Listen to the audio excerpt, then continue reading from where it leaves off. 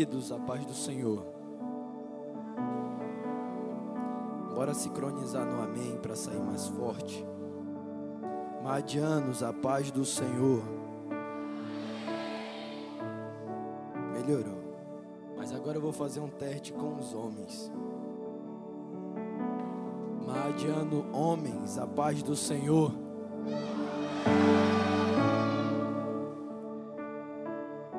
Madianas, mulheres, a paz do Senhor.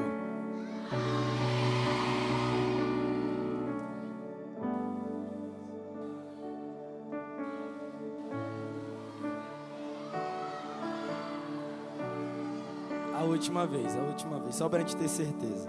Madianos, homens, a paz do Senhor.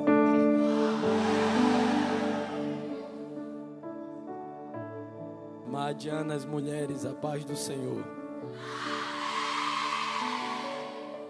Perdemos. Abra sua Bíblia em Êxodo, capítulo de número 30. Enquanto você procura, hoje eu tenho tempo para agradecer, primeiramente ao nosso Deus, pela sua graça e misericórdia e a oportunidade de pregarmos a sua poderosa palavra. Segundamente, eu queria agradecer a pastor Irene, pastor Rodrigo, pastor Irene, que é líder da MAAD, todos os seus coordenadores. Que Deus continue abençoando a vida da pastora, que é uma mãe para muitos, assim como o pastor Rodrigo, que é um pai espiritual para muitos, inclusive para mim. Assim como toda a sua família, o João Paulo, a Linda, ele testemunhou aqui um pouco do que Deus está fazendo para o casamento dele. Hoje eu pude conversar com ele um pouco e ouvir os relatos e fui muito edificado pelo que Deus está fazendo. Também gostaria de agradecer ao pastor Carlos, que é um amigão querido, sua esposa, pastora Fran, assim como toda a sua família, que Deus abençoe. Vocês são bênção. Meu amigo Glauber, também com a sua esposa Jaine, acertei? E toda a sua família, que Deus abençoe. São pessoas que nos inspiram e vale a pena agradecer aqui publicamente. E a todos vocês, ontem nós recebemos algo muito singular da parte do Senhor. E hoje eu acredito que não vai ser diferente. Desde quando nós iniciamos, o Senhor tem falado poderosamente aos nossos corações. Êxodo capítulo de número 30, versículo 17.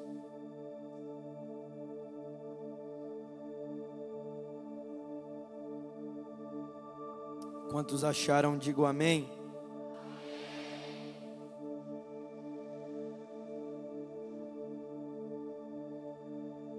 Êxodo capítulo 30, versículo 17, diz assim a palavra do Senhor.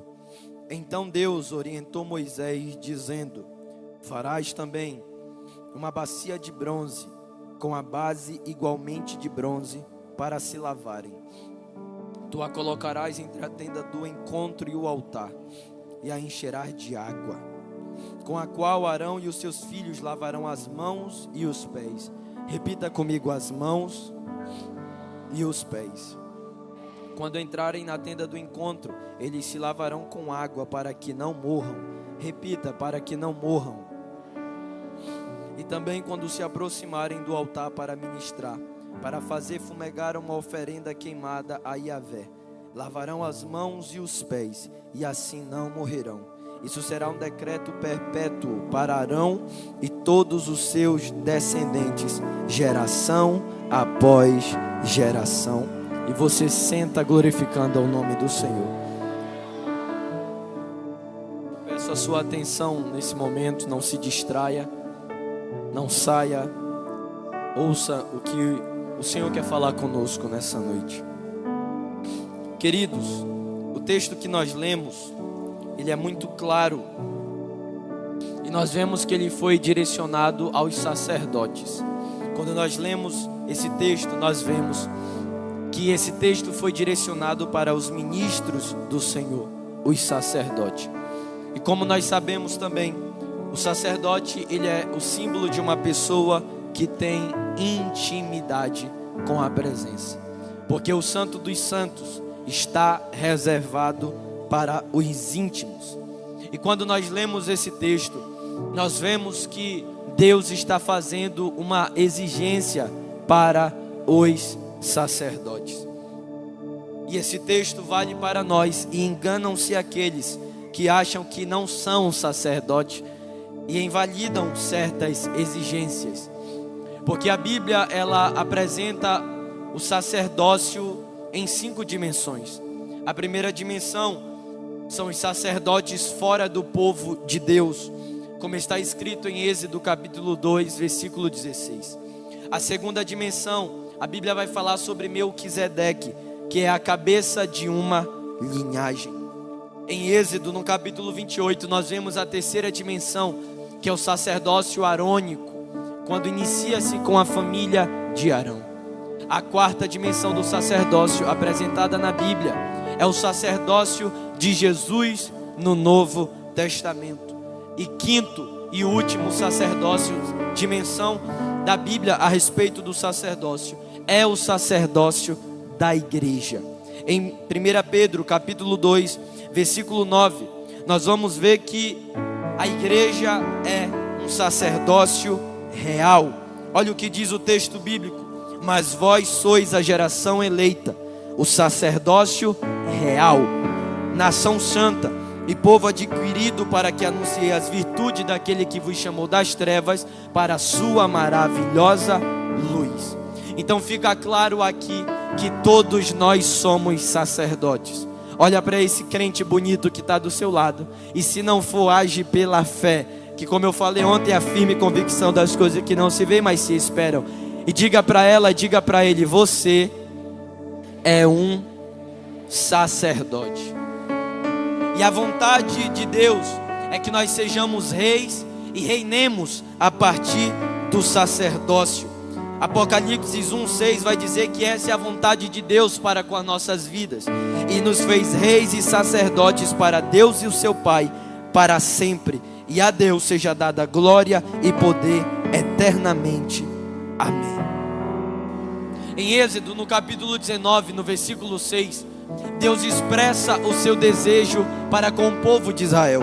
Êxodo capítulo 19, versículos 5 e 6, Deus vai dizer a seguinte mensagem ao povo: agora, pois, se diligentemente ouvirdes a minha voz e guardardes o meu concerto, então sereis a minha propriedade peculiar dentre todos os povos, porque a terra é minha, e vós me sereis reino sacerdotal e povo santo. Essas são as palavras que tu, Moisés, falarás aos filhos de Israel.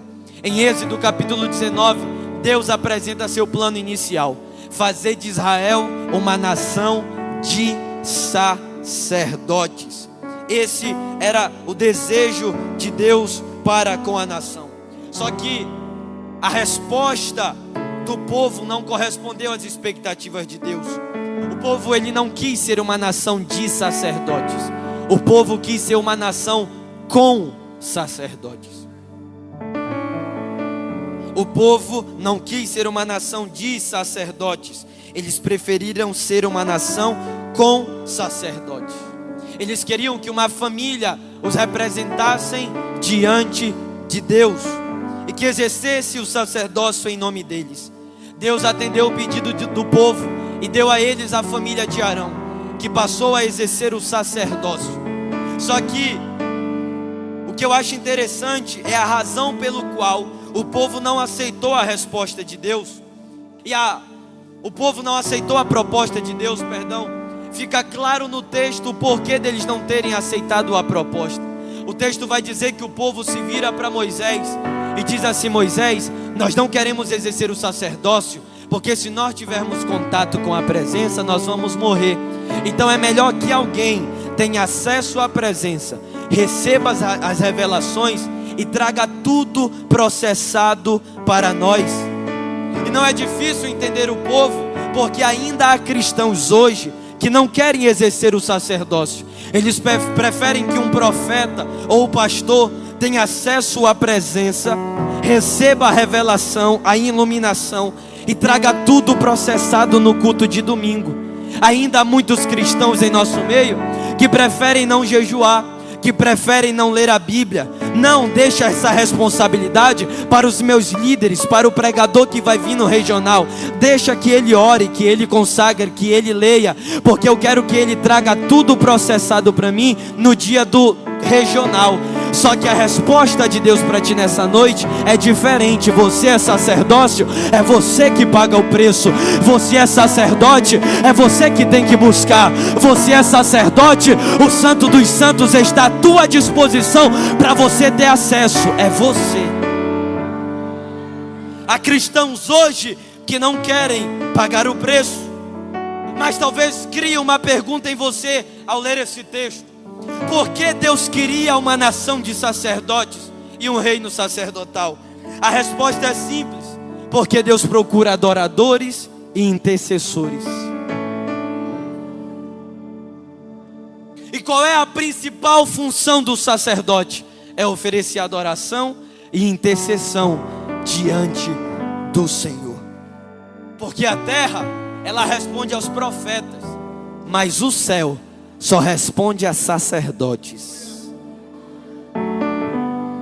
O interesse de Deus em formar uma nação sacerdotal é porque os céus respondem a sacerdotes que têm acesso à presença. Em 1 Reis, capítulo 17, versículo 1, Elias aparece diante de Acabe e libera uma palavra de que não choveria e de que a terra secaria. De imediato a terra responde ao comando do profeta. Mas no Novo Testamento a gente vê um sacerdote, o sumo sacerdote. Quando na cruz do Calvário ele é o sacerdote e o sacrifício. Quando ele está no seu último suspiro, quando ele entrega o seu espírito a Deus, a Bíblia vai dizer que o véu do templo se rasga de cima a baixo, porque o céu responde a sacerdotes. Só que o versículo 18 ele é muito claro. O comando de Deus para Moisés é: faça uma bacia. Quando você analisa a questão dos utensílios do tabernáculo, você vai perceber que a primeira e principal interpretação referente ao tabernáculo é encontrada em Jesus Cristo. Todas as peças da mobília são uma tipificação de Jesus. E as peças da mobília eram usadas particularmente com referências a Deus, mas a bacia não. A bacia, ela era usada especificamente para os sacerdotes. O altar de bronze é para o sacrifício. A arca da aliança era a arca da presença, era o seu trono. A mesa dos pães era a mesa do Senhor, mas a bacia era para a limpeza do sacerdote. Ela deveria ser usada exclusivamente para o sacerdote. E ela era um reservatório onde se armazenava água para os sacerdotes poder lavar as mãos e os pés. Só que quando Deus dá o comando para Moisés, ele diz: Moisés, tu não vai fazer uma bacia qualquer. Quem me ouve, diga amém. Ele vai falar para Moisés que ele deveria fazer uma bacia de bronze, com a base de bronze. Nesta peça da mobília não haveria madeira, deveria ser de bronze maciço. Não só a bacia, como também a base em que ela ficaria. O fato da bacia ser de bronze coloca uma forte ênfase na natureza da função da bacia. Porque o bronze na Bíblia, ele é símbolo de força, de firmeza, de perseverança e de juízo contra o pecado. Vou repetir: o bronze na Bíblia é símbolo de firmeza, de perseverança, de força e de juízo contra o pecado. Em Apocalipse capítulo 1, versículo 15, João vai dizer que os pés de Jesus são de bronze, porque na marcha triunfal da volta de Jesus, todos verão que ele também virá em juízo. Em Números capítulo 21, do 8 ao 9, quando o povo peca em murmurar contra o Senhor, Deus envia serpentes para o arraial como ato de juízo. Só que quando começa a matança no meio do arraial, Deus fala para Moisés: Moisés, levanta uma serpente de bronze e coloca no meio do arraial, Porque quando eles verem a serpente, eles serão curados, mas eles também entenderão que só aconteceu isso aqui no meio deles, porque eu estou exercendo juízo contra o pecado que eles cometeram. O bronze é símbolo de firmeza, força, perseverança e juízo contra o pecado. E é por isso que a função da bacia, ela aponta para o ministério da palavra em nossas vidas. A palavra do Senhor também exerce juízo na nossa vida. E a bacia é uma tipificação disso, porque Paulo, escrevendo em 1 Coríntios 11:31, vai dizer que se nós nos examinássemos a nós mesmos, nós não seríamos julgados. Porque tem muito pecado, Madiano, que você faz vista grossa. Há muito pecado que cometemos que aos nossos olhos são leves. Não, espalhar um fuxico no WhatsApp não é pecado, Júnior. É compartimentalização de informação, não é não. É pecado sim, e Deus está vendo isso. Ficar desesperado caçando print para mandar para um e para outro não é compartimentalização de informação. Para Deus é pecado, e a Bíblia exerce juízo contra isso. Paulo está dizendo: se nós examinássemos a nós mesmos, nós temos aquela mentirinha que nós contamos, que não é um pecado tão grave, mas diante de Deus é sim. Se nós examinássemos a nós mesmos, nós não seríamos julgados, porque há pecados que nós fazemos vista grossa. Só que aí a bacia entra como ministério da palavra para mostrar nossas impurezas.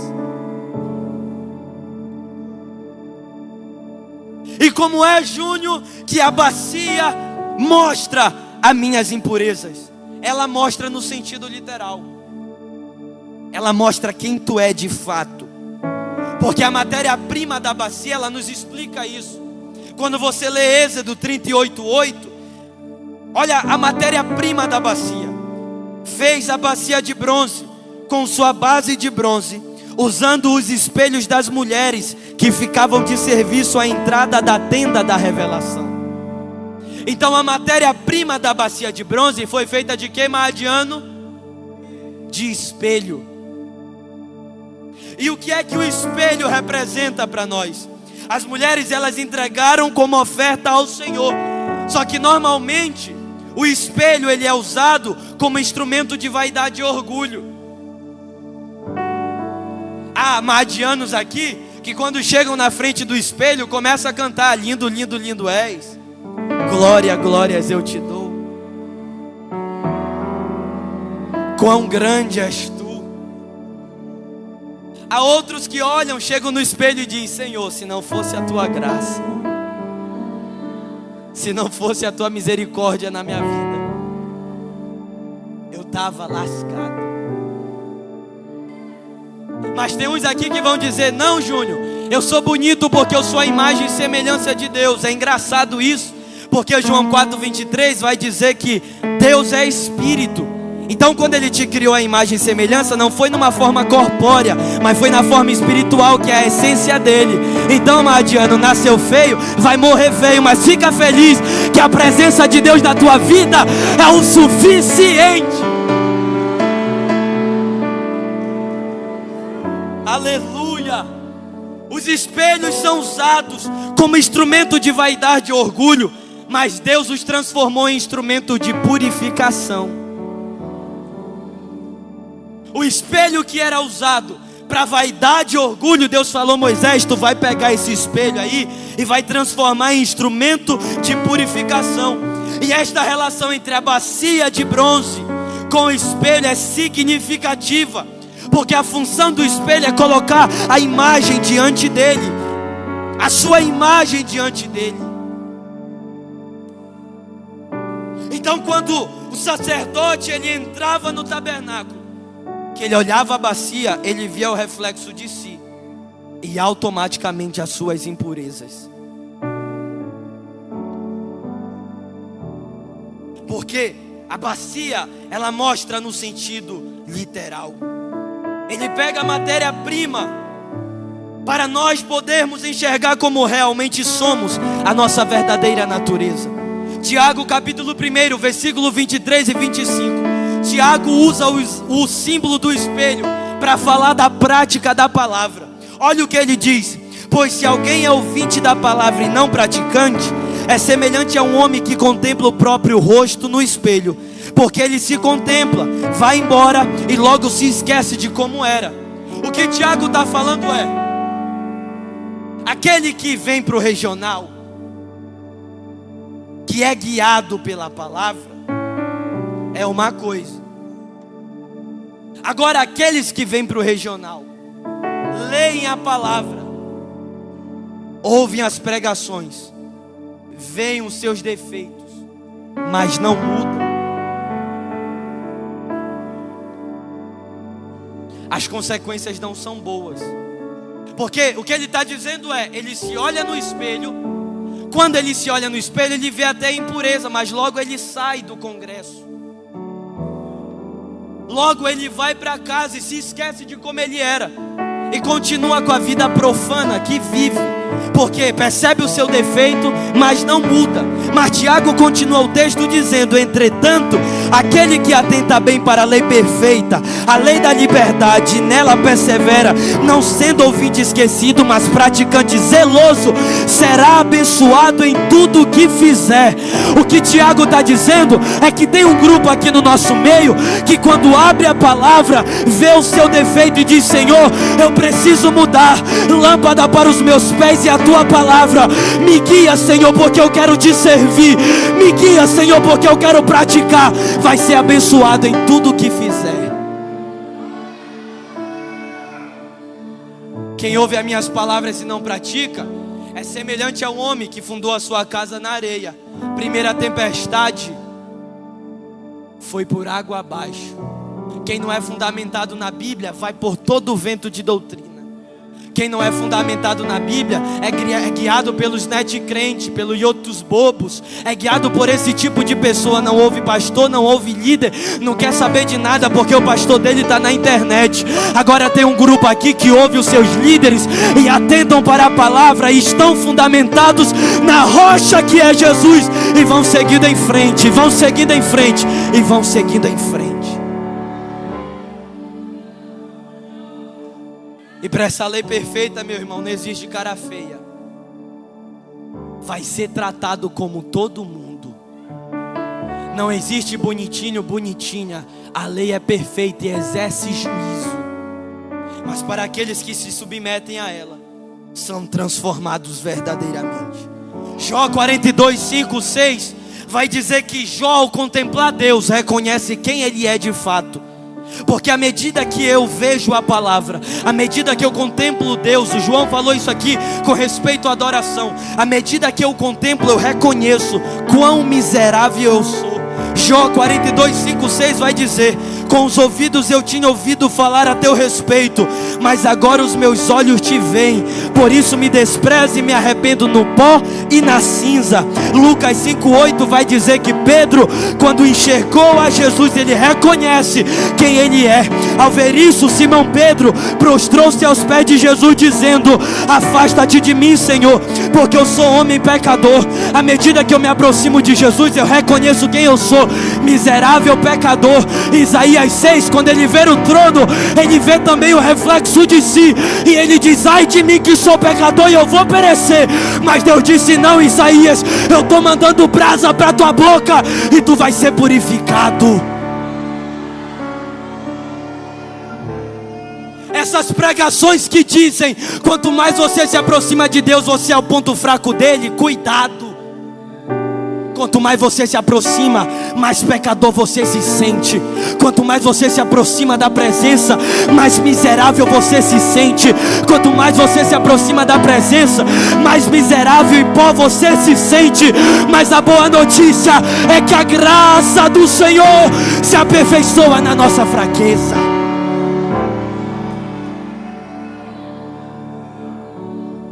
Paulo encerra o capítulo 7 de Romanos dizendo: ó miserável homem que sou.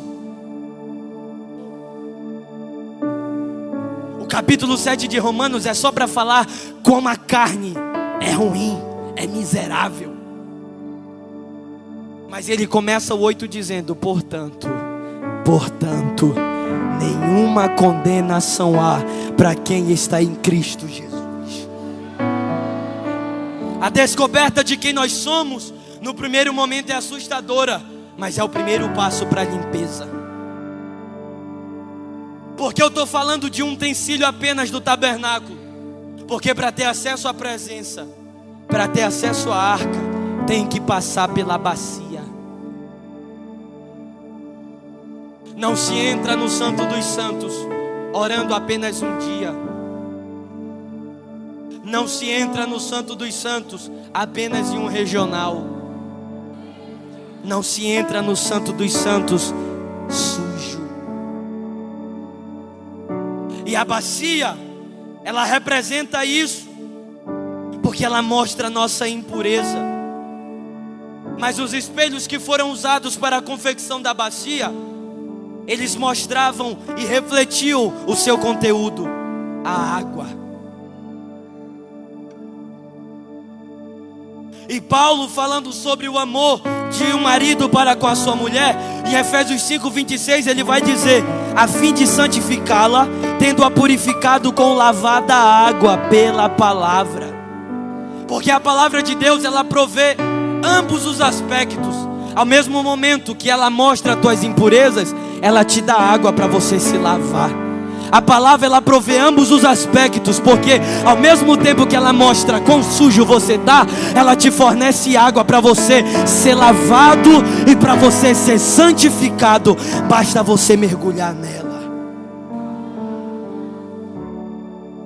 E a ordem de Deus é essa: Moisés, tu vai fazer a bacia de espelho para refletir as impurezas, a sujeira, mas vai ter água para lavá-los.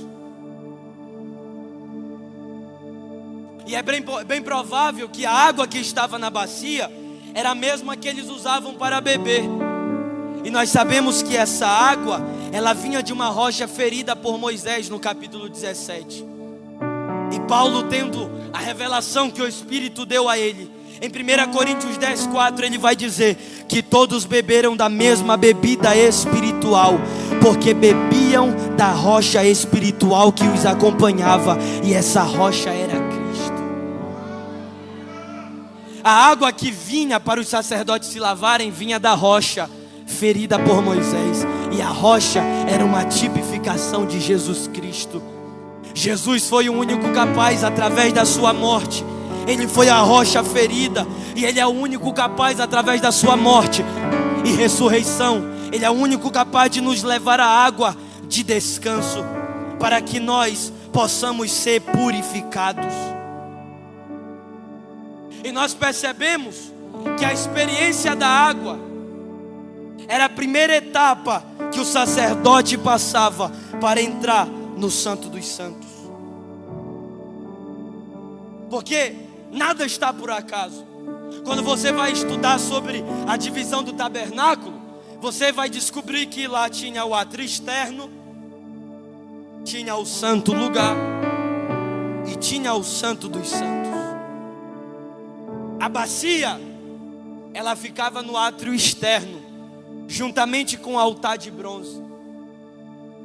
Então, quando o sacerdote entrava no tabernáculo para ter acesso à presença, ele passava pelo altar onde havia sangue, o altar da justificação. Após, passava pela bacia, aonde ele se purificava, aonde ele era santificado. Porque na bacia de bronze, o homem santifica-se diante do Senhor. Então primeiro ele provava do sangue no altar, e depois provava da água na bacia. E as escrituras, elas mencionam muitas vezes esses dois elementos de purificação: sangue e água. Você vai ver em Êxodo 12 o sangue do Cordeiro Pascual. Em Levítico 16 você vai ver o sangue do dia da expiação. Em Levítico 23 você vai ver o sangue das ofertas nas festas do Senhor. Agora bora falar da água. Em Número 19, você vai ver as águas da purificação. Em Levítico 8:9, você vai ver a água na consagração do ministério sacerdotal. Em Levítico 14:1 e 8, você vai ver a água na purificação do leproso. Aí você talvez olhe para mim e diga: Júnior, o que isso tem a ver com o aqui e o agora? É porque esses dois elementos de purificação apontavam para algo que aconteceria no Novo Testamento. Porque o nosso Cristo, quando ele estava na cruz do Calvário, sendo o sumo sacerdote, o sacrifício, João 19 vai dizer que o soldado estava com uma lança, e quando ele passa por Jesus, ele perfura a costela de Jesus, e da costela de Jesus saiu sangue e saiu água. Era Jesus dizendo: está comigo aqui no meu sacrifício, os dois elementos de purificação. Agora todos têm acesso ao Santo dos Santos.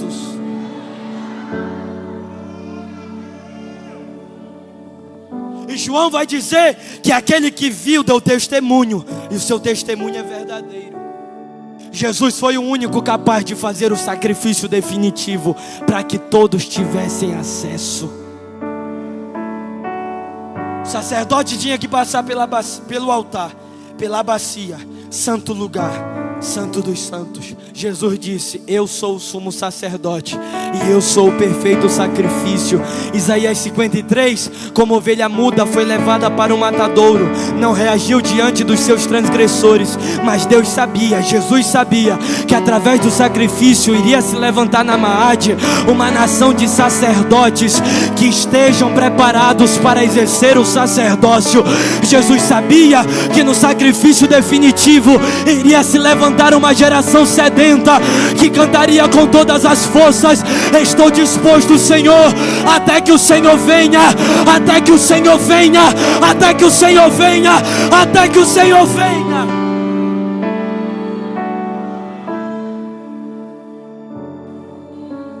Assim como ontem, tem dois grupos de pessoas aqui. Aqueles que, para querer manter seus pecados de estimação, vão continuar na porta do átrio externo, vão ver o sacrifício, mas para não quererem passar pela santificação, vão ficar de fora.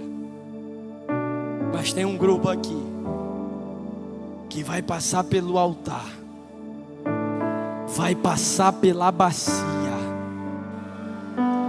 Eu quero ir aonde a presença está.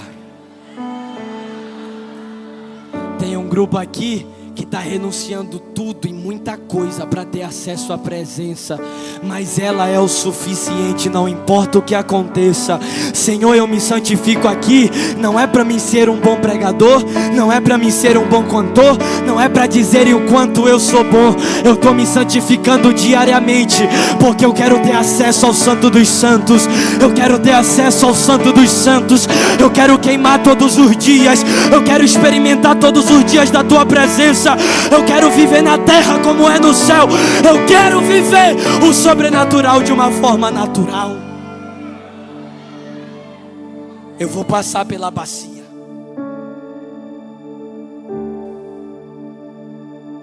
E no versículo 20 e 21 de Êxodo, Deus vai falar para Moisés: Moisés, eles vão lavar as mãos e os pés, para que eles não morram.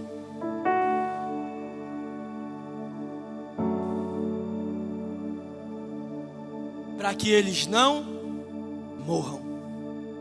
Quando Deus dá essa ordenança a Moisés, o que ele estava falando era que antes do sacerdote ministrar, ele deveria se submeter à palavra do Senhor. Ei, Maadiano, quantas mortes espirituais já não causamos porque ministramos sem passar pela bacia? Quantas mortes espirituais já não causamos porque queríamos ministrar para ter a aceitação de pessoas, mas nossas mãos e nossos pés estavam sujos. Ei, Maadiano, quantas mortes você já não causou porque você quis evangelizar com a vida toda errada?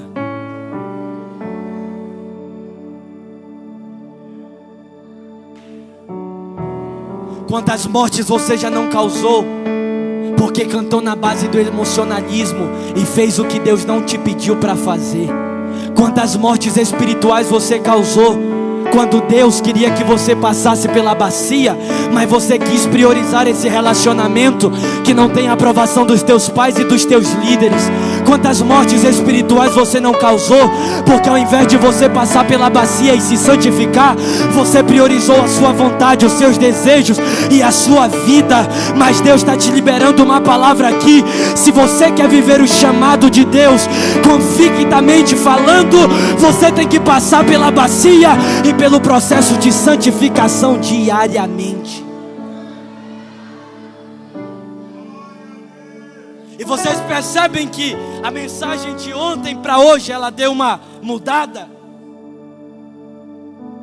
Porque a mensagem do fogo, do monte, de subir que nós vamos, nos empolga.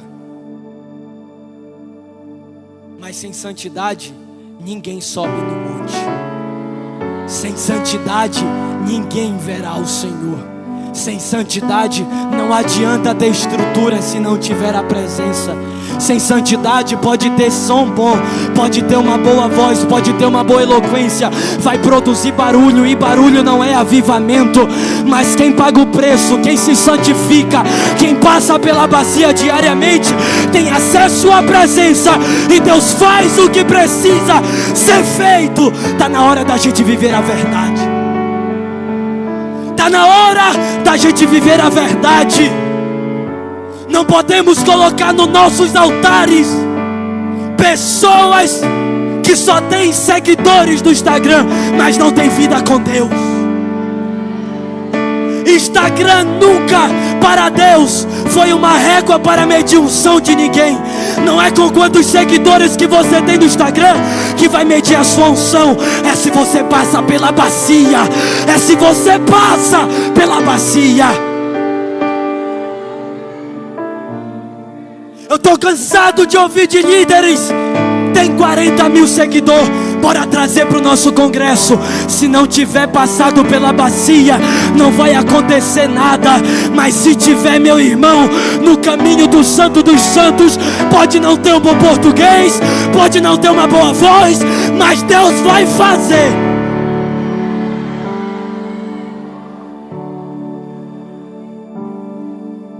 Pode não ter estrutura, mas se tem a presença, adolescente.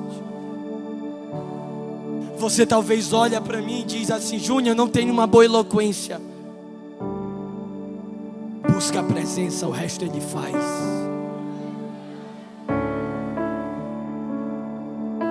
E Deus fala a Moisés: tu tem que dar essa ordem para que não haja morte com os sacerdotes. Em 1 Coríntios 11, 30 a 31, Paulo diz: por causa disso, para a igreja que tinha todos os dons espirituais, ele disse: por causa disso há entre vós muitos fracos e doentes, e muitos que já morreram. Mas se julgássemos a nós mesmos, seria diferente. Para a igreja que tinha um ambiente natural de avivamento, por não passarem pela bacia, causaram mortes espirituais. Nós somos responsáveis por vidas, e Deus vai prestar conta conosco. Sabe por que eu te digo isso? Porque vai haver um grupo em Mateus 7, 23, que vai chegar com Jesus e vai dizer: mas Jesus, eu participei do regional da Maad, eu comprei camisa, eu ensaiei com o coral, eu cantei no dia, eu até bati uma foto e postei com a legenda assim: foi power, foi poder de Deus. Mas Jesus vai olhar para uma Adiana e vai dizer: mas eu não te vi passar pela bacia na tua casa, eu não te vi passar pela bacia no teu secreto. Rapaz, eu não estou te conhecendo, porque tu profetizou, tu pregou, tu rodou pior, mas não passou pela bacia, tuas mãos estão sujas, eu não te conheço.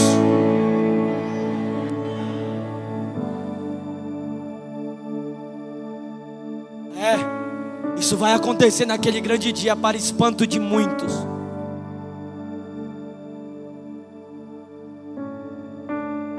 Sucesso naquele dia não é dizer para Jesus para quantas multidões você pregou. Sucesso naquele grande dia não é falar para Jesus de quantos congressos você participou. Sucesso naquele grande dia é Jesus olhar para você e dizer: eu te conheço.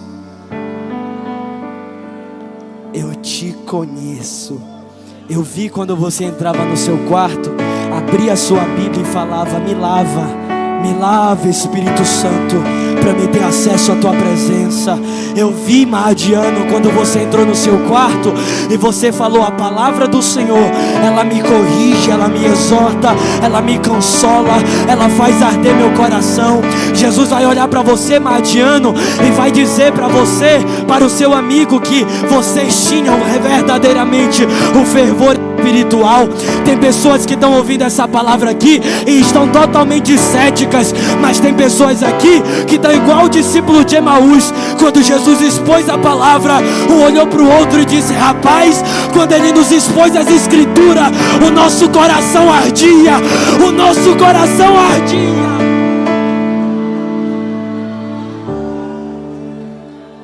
O verdadeiro fervor espiritual está nas escrituras. O verdadeiro fervor espiritual está na palavra do Senhor. Coma ela, se lave por ela. Porque nós somos sacerdotes e nós fomos convocados pelo Senhor para trabalhar em uma casa espiritual. Mas precisamos estar certos de que estamos limpos para carregar os utensílios do Senhor. Mãos limpas, pés limpos, êxito na obra. Mãos limpas, pés limpos, avivamento vem. Mãos limpas, pés limpos, fervor espiritual. Porque você é um sacerdote.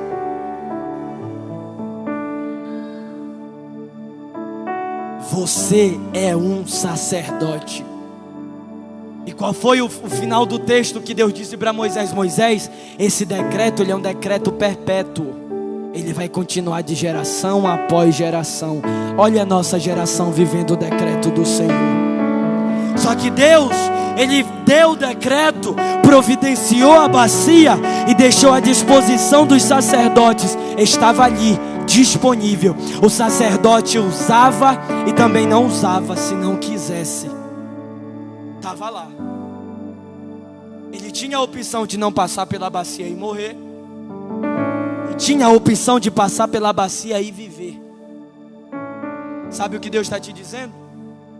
Ele providenciou a bacia, está à tua disposição. Tu vai decidir se tu vai priorizar o Free Fire ou se tu vai priorizar a palavra do Senhor. Está à tua disposição.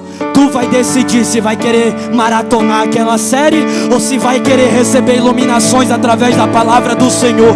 Você vai decidir se você vai querer ser transformado ou se vai querer caçar meme no Instagram. É você que decide. Mas aqui está o segredo: palavra, palavra, palavra. Está à tua disposição.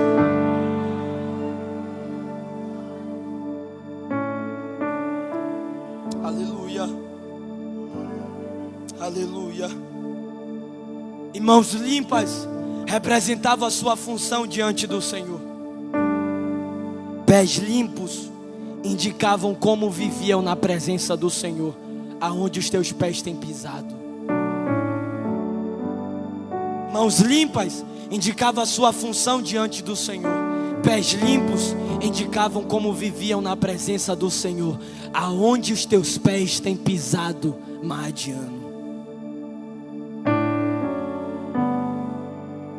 Porque a gente pode fazer uma oração aqui e essa palavra é uma palavra muito racional.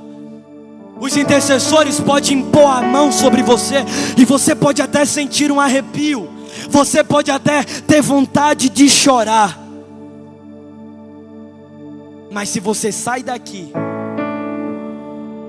e não passa pela bacia diariamente, vai viver uma vida medíocre, uma vida mediana. Se você recebe aqui, mas na sua escola a galera te conhece como bagunceiro do fundão. Se você recebe aqui, mas na sua escola ninguém sabe que você é crente. Uma vez um pastor contou um relato lá na minha igreja, um pastor amigo nosso, que ele foi conversar com um jovem, e ele disse: pastor, eu estou muito alegre. Por quê, menino? Porque eu encerrei o ano e ninguém descobriu que eu era cristão. Ele falou: eu te repreendo, crente 007. Aonde você chegar, você é sal e você é luz, tem que fazer a diferença. Aonde os teus pés estão indo, você tem que levar Deus com você. Varão camaleão? Não. Teus amigos têm que reconhecer que você é uma serva de Deus. Teus amigos têm que reconhecer que você é um homem de Deus. A tua família tem que ver em você Cristo e a verdadeira essência dele em sua vida, porque isso vai indicar que você vive na presença do Senhor. Porque se há uma dimensão espiritual para acessarmos, o salmista Davi vai escrever no Salmo 24: quem subirá ao santo monte? Quem subirá à presença do Senhor? Ele não está falando de um local geográfico, ele está falando de uma dimensão espiritual. Só que logo em seguida ele dá a resposta: aqueles que são limpos de mãos e puros de coração. Aquele que é limpo de mão e puro de coração, esses vão ter acesso.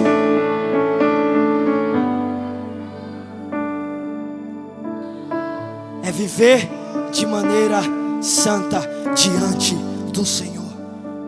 E eu encaminho para o final, usando o capítulo 13 de João. Talvez você ache que esse utensílio foi algo que ficou no Antigo Testamento, mas não. Jesus cumpriu o princípio da bacia na vida dele e na vida dos seus discípulos. Abra comigo João capítulo 13, nós encerramos agora. A bacia mostra tuas impurezas, mas te fornece água para se lavar. A bacia mostra quão impuro você é, mas te fornece água para te purificar. Você passa pelo sangue, passa pela água. Você poderia fazer isso o ano todo, como o sacerdote na época fazia, e não alcançaria a justificação. Jesus veio, encarnou, morreu na cruz do Calvário, providenciou a purificação necessária, o sacrifício definitivo. Se eu e você estamos aqui, é pela graça de Deus, porque Ele cumpriu tudo. João capítulo 13, Jesus está prestes a ir fazer o sacrifício definitivo. Só que Ele é o sumo sacerdote, deveria passar pelo princípio da bacia. Olha o versículo 5 do capítulo 13. Em seguida, derramou água em uma bacia. Aleluia. E começou a lavar os pés dos seus discípulos, mãos limpas, pés limpos. E começou a enxugá-los com a toalha que estava em sua cintura. Só que como Pedrão, ele era o impulsivo, ele era o sanguíneo da galera. Quando ele vê Jesus, o Mestre, o Senhor, o Deus encarnado, ele disse assim: Senhor, tu pegou essa toalha e pegou essa bacia, mas o Senhor não vai me lavar, porque isso é humilhação demais. Sabe qual foi a resposta de Jesus para ele? Pedro, se tu não deixar eu lavar os teus pés, tu não tem parte comigo. Quem não lava os pés não tem parte com o Senhor, nem com o seu reino. Aí olha o versículo 7. Respondeu-lhe Jesus: o que faço agora, tu não entendes, Pedro, mas lá na frente tu compreenderás. O que eu faço agora, Pedro, tu não está entendendo, mas lá na frente vai acontecer um regional da Maad, no dia 9 de setembro, que eles vão entender o princípio de lavar as mãos e de lavar os pés para ter acesso à minha presença. Tu não entende agora, Pedrão, mas lá na frente vai se levantar um grupo de adolescentes que me desejam acima de tudo, acima de comida, acima de bebida, acima de relacionamento, e vão querer se purificar com a bacia e com a água. Sabe qual foi a resposta de Pedro? Então não me lava só os pés não, Senhor, me lava por completo. Me lava por inteiro. Mas Jesus disse: Pedro, quem já se banhou precisa apenas lavar os pés. O seu corpo já está completamente limpo. Vós também está limpos, mas nem todos. O que Jesus está falando para Pedro é: quem se banhou uma vez não precisa se banhar de novo. Sabe o que Jesus está falando? Quem recebeu a purificação necessária através do sacrifício não precisa de outro sacrifício. É só lavar a mão e os pés diariamente. Sabe o que Jesus está falando? Ele não precisa mais descer do céu, reencarnar e morrer numa cruz. Ele já fez isso. Você já conseguiu a purificação, mas precisa lavar as mãos e os pés. Ato diário. Faça seu devocional. Corre para o secreto. Se lava pela palavra. É um ato contínuo, diariamente. O que Jesus está falando é: Pedro, eu já vou providenciar a purificação para vocês, e vocês vão estar limpos por completo. O que vocês precisam fazer é correr para o secreto de vocês, como eu faço isso, e lavar as mãos e os pés. Senhor, eu estou num processo contínuo. Me lava hoje, me lava amanhã, até que o Senhor venha. Me lava hoje, me lava amanhã, até que o Senhor venha.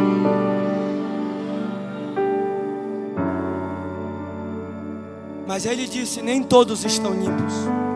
Sabe de quem ele estava falando? Judas Iscariote. Judas foi um homem que se sentou na mesa sem lavar os pés. Qual foi o final de Judas Madiano? Morte espiritual e física. Sentar à mesa sem lavar os pés é um perigo para você. Por isso que ele disse: todos estão limpos, mas nem todos. Porque Judas já estava fazendo aquilo que predestinou fazer em seu coração. Mas olha o versículo 14, eu vou encerrar aqui. Versículo 14, Jesus diz: eu sou o Senhor e Mestre, e ainda assim vos lavei os pés. Igualmente vós deveis lavar os pés um dos outros. Dei-vos um exemplo para que, como eu vos fiz, também vós o façais. Sabe o que Jesus está dizendo? É que se Ele é Mestre e Senhor e lavou os pés, quem é você para não querer lavar os pés dos seus irmãos? Jesus está dizendo: eu sou Senhor e Mestre, e me coloquei numa posição de humildade, de humilhação, para lavar os pés sujos de vocês. Vocês têm que fazer o mesmo. O que Jesus está dizendo é que quando o meu irmão cai, quando o meu irmão peca, quando o meu irmão erra, o primeiro membro que se deve mover não é a minha língua para falar mal, é a minha mão com uma bacia para lavar os seus pés e ajudar na sua caminhada com Cristo. Quando o seu irmão cai, Madiano, a primeira coisa que você tem que fazer não é sair julgando, é pegar uma bacia e uma toalha. Eu vim lavar os teus pés. Aqui tem água, aqui tem juízo, aqui tem purificação. É o primeiro membro que precisa se mover. Porque às vezes nós caímos no risco de achar, pelo fato de termos uma trajetória com Deus, um cargo eclesiástico, um diploma excelente, nós não podemos nos colocar em posição como nosso Senhor se colocou. Mas Jesus está dizendo: eu sou Mestre e sou Senhor e fiz, vocês também têm que fazer. Lavem os pés um dos outros, ajude o seu irmão. Fique de pé.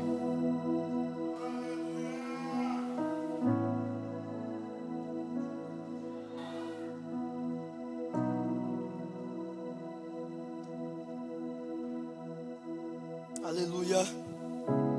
Deus nos deu essa maravilhosa figura para nos guiar a uma verdade que atua no reino de Deus até hoje.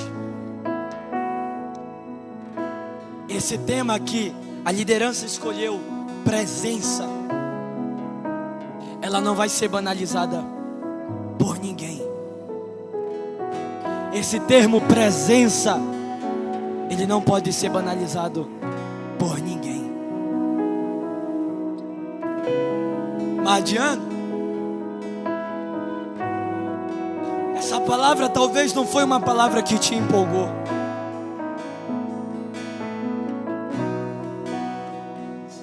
Essa palavra talvez não foi uma mensagem que te arrepiou.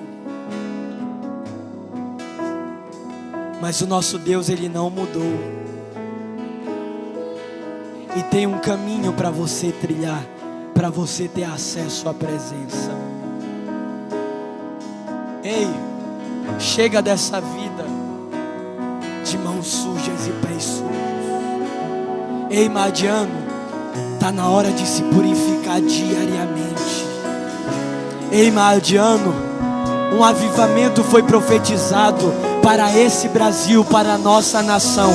Mas Deus quer ver mãos limpas, Deus quer ver pés limpos, Deus quer ver vida santificada. Só aí Ele vai derramar o fogo, só aí o avivamento virá, só aí o avivamento chegará, só aí o poder será derramado. Deus quer ver mãos limpas, e aonde tiver mãos limpas, levante agora, levante as duas mãos, que eu quero profetizar nessa noite. Há um avivamento chegando, mas Deus quer ver mãos limpas. Aonde tem, aonde tem, aonde tem, abre a sua boca agora e diga: Senhor, eu estou aqui. Permaneça com as mãos levantadas. A pornografia não vai te dominar.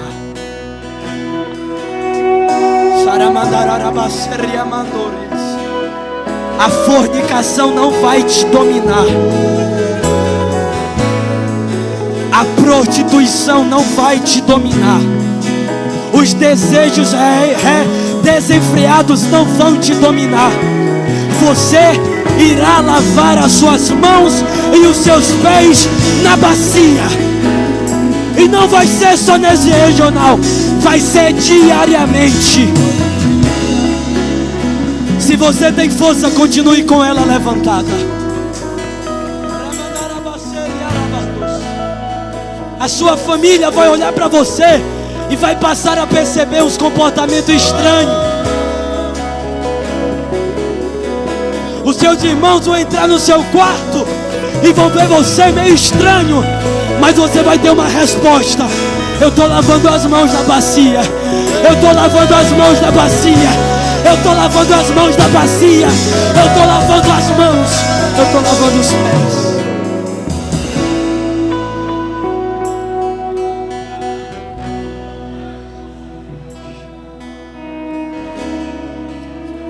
O Santo dos Santos está te atraindo hoje.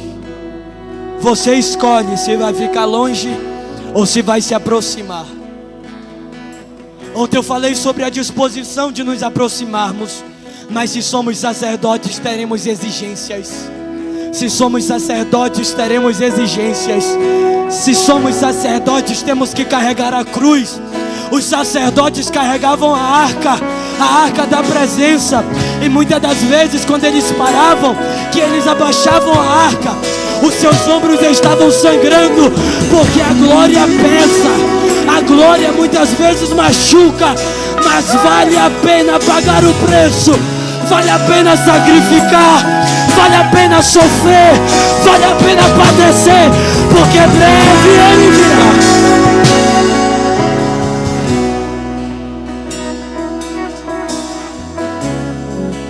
Eu tenho um convite para você nessa noite. Para você que viveu uma vida medíocre na porta do átrio, via o altar de bronze e o sangue, o sacrifício de Jesus, mas não estava disposto a passar pela bacia. Eu quero que você venha aqui hoje. Não tenha vergonha. Vergonha é Jesus voltar e você ficar. Está na hora de você se consertar com Deus. Eu apresentei o problema, mas eu estou apresentando a solução. Ainda tem água para lavar. Ainda tem água para te lavar. Ainda tem água para te lavar. João 4, Jesus vai dizer: eu sou a fonte de água viva. Eu tenho água, eu tenho fonte. Venha.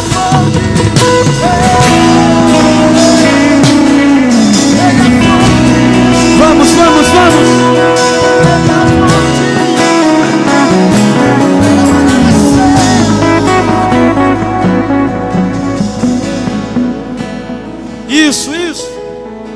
Jesus disse para a mulher samaritana: o teu primeiro contato comigo, eu te purifico, mas eu vou fazer com que dentro de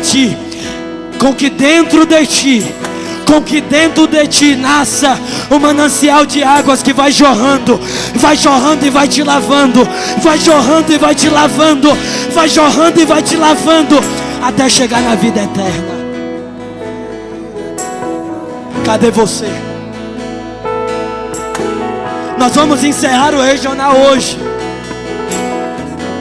Talvez essa seja a sua última oportunidade.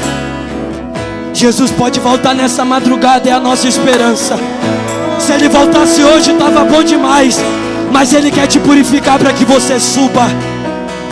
Você que nunca aceitou a Jesus como o único, suficiente Salvador, vem aqui que eu quero orar por você.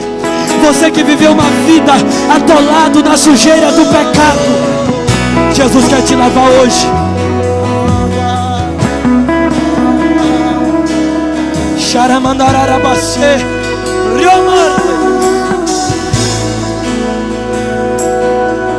Oh, Jesus. Isso. A fonte de água viva está aqui nessa quadra. Ele não se limitou mais à arca. Ele ofereceu sacrifício.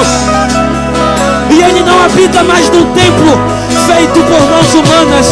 Paulo vai dizer que Ele habita em um templo que é você, que é você, que é você. Nós somos o templo. Quem aqui que está aqui na frente está se reconciliando com Jesus? Levante a mão aqui que eu quero ver. 1, 2, 3, 4, 5, 6, 7, 8, 9, 10, 11.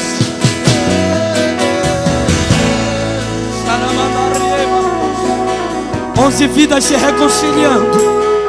Ontem foram 13 e uma aceitando pela primeira vez. Quem aqui está aceitando pela primeira vez? Levante a sua mão.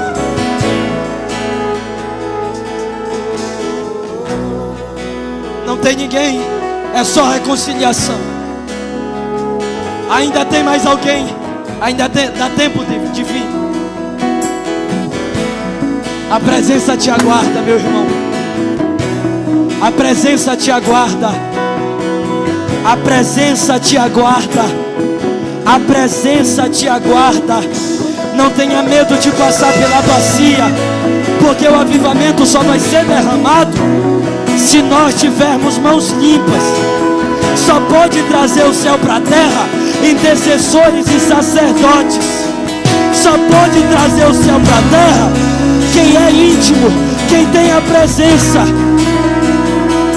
Deus quer te limpar nessa noite.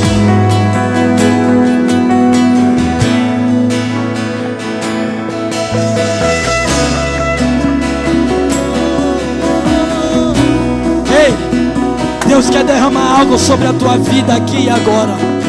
Mas não é eu que vou te forçar a nada. Mas eu quero te conduzir. Eu quero te aproximar de alguma forma. E escute esses relatos de algo que está vindo sobre o Brasil. A bateria segura e vai subir comigo. Smith Wigglesworth, em 1970, profetizou que ele tinha apenas gotas de um mover de milagres. O grande derramamento acontecerá no Brasil antes da vinda do Senhor. Kennedy Hagin, pai do movimento Palavra de Fé, profetizou que assim como o futebol brasileiro encantou o mundo, as nações serão abaladas pelo grande despertar que o Senhor irá levantar no Brasil. Está vindo algo aí.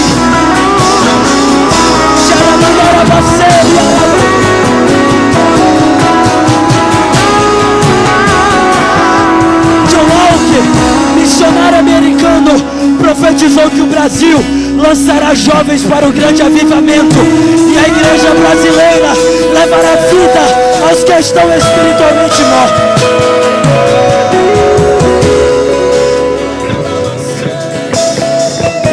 Isso vai acontecer. Mike, pastor e diretor da casa de Davi, declarou que a adoração é o dom redentivo do Brasil e profetizou que o Rio do Leão fluirá sobre a nação brasileira 12 vezes mais do que fluiu sobre a América.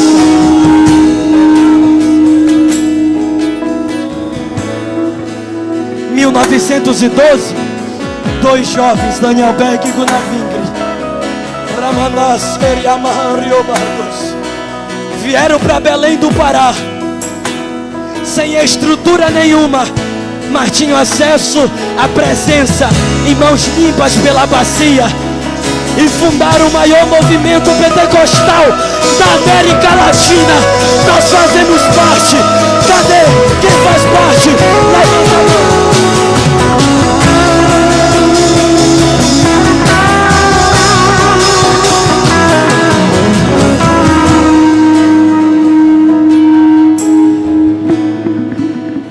John Kilpatrick, eu não sei se é assim que pronuncia, mas profetizou esse pastor que o espírito da profecia será abundante no Brasil e que os jovens brasileiros farão milagres poderosos em nome do Senhor.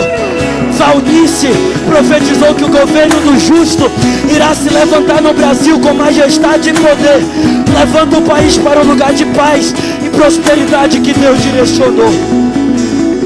O último, Bob Jones, viu um movimento de jovens que saía do Brasil e corria por todas as nações, levando um fogo de avivamento. Essa promessa é para você. Essa promessa é para mim. Vai ficar de fora quem quiser. Eu não quero. Eu quero estar na rota do fogo. Eu quero estar carregando a arca. Eu quero estar lavando a mão na bacia. Eu quero contribuir para isso.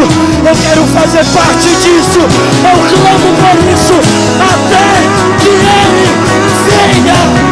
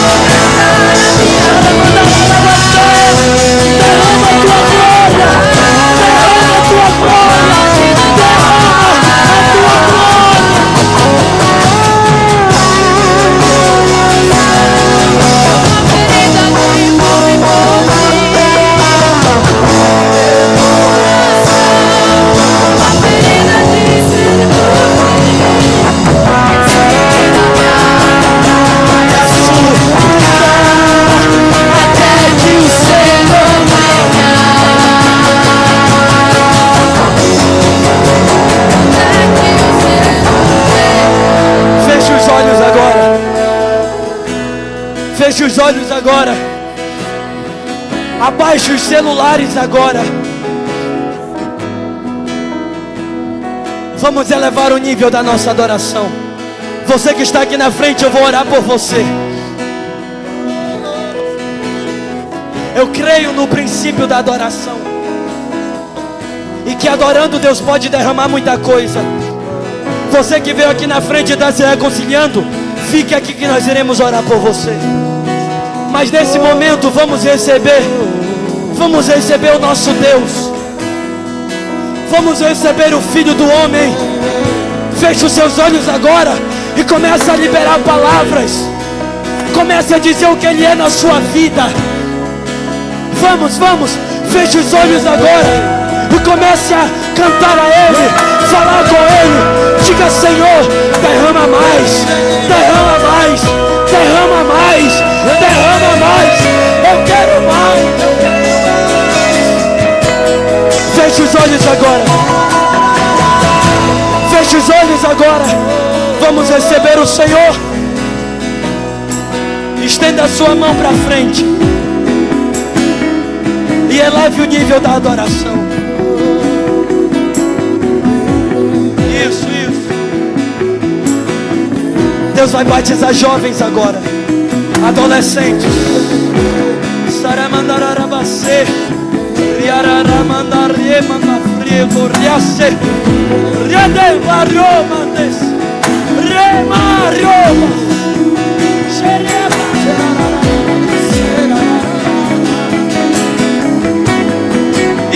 Isso.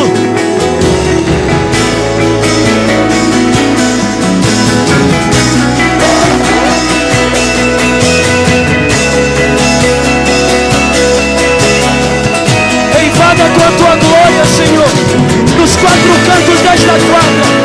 Vem com o peso da tua glória. Vem com o peso da tua glória.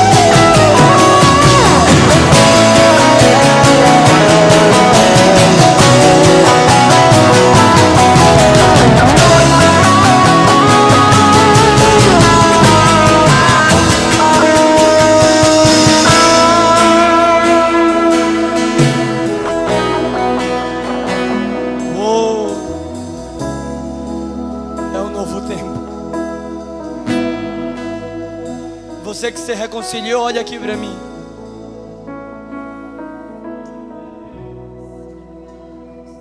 Após sair daqui, a bacia vai estar disponível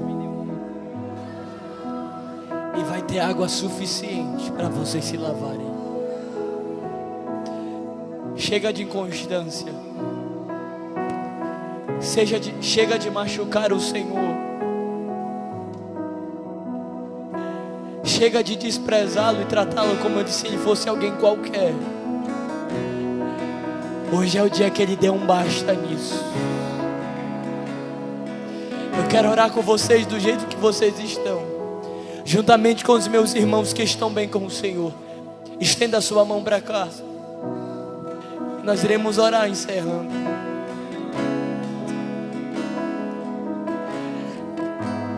Eu louvo a Deus, queridos,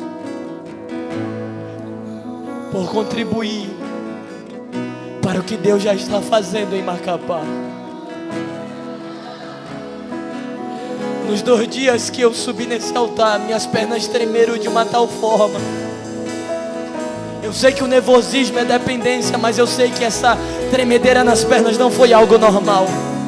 É o peso da glória, porque Ele já está fazendo, e Ele faz em nós e através de nós. É a presença, Glauber. É a presença do amado. É a presença do eterno.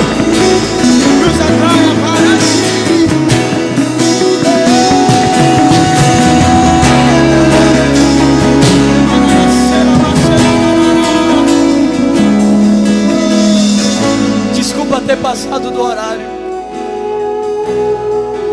mas a palavra que eu tenho para Maad é que não se pode reter um resultado visível. Não se pode reter essas águas. Deus está fazendo. Eu sou muito grato a Deus pela oportunidade que Ele nos concede. Feche os seus olhos comigo e diga: Senhor, hoje foi o basta. Chega de inconstância.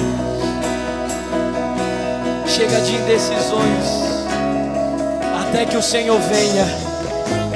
Até que o Senhor venha. Eu vou lavar minhas mãos e os pés na bacia. Até que o Senhor venha, eu vou ter acesso ao Santo dos Santos, custe o que custar. Eu te apresento essas vidas que se reconciliaram, Senhor. Assim como toda a Maade, nós encerramos esse regional com o peso da Tua glória sobre nossas vidas. Reconhecemos que sem Ti nós não somos nada. Nós somos miseráveis, somos pó, somos barro. É a Tua graça que se aperfeiçoa em nossa fraqueza. É a Tua graça que opera em nós. Quem faz não somos nós, é a Tua graça. E nós somos gratos a Ti por isso. Obrigado pela dádiva da salvação. Obrigado pela graça como força capacitadora. Obrigado, Senhor. Continua fazendo em nós e através de nós. Continua fazendo em nós e através de nós. Levante e dê um abraço no seu irmão. Levante e dê um abraço no seu irmão agora. E cante com ele agora. Adore com ele.